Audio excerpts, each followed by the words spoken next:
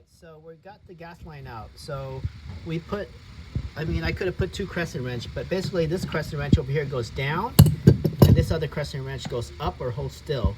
Since this one's bigger, I just kind of held this one and went up. And again, this one on the right hand side goes down. So now it's loose.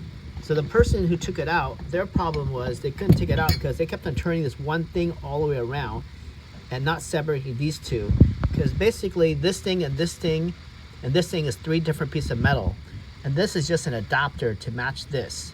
So just like how you have the new one, this is the hose. They give you one adapter and like multiple adapters to fit whatever it is. So this hose is one size, this hose is another, so you can get different diameter flex hoses, and they give you different adapters. So ultimately all I'm doing is holding one and breaking the other one. And so that's what I'm doing. So now you can see that, look, it's coming out.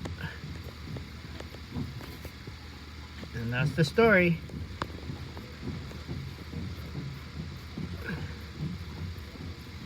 And then there's now the struggle on the other side.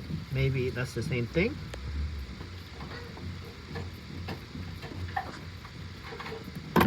Voila, so we're done. So now the other thing is, that's the other side. We might be doing the same thing, but we'll see. All right. And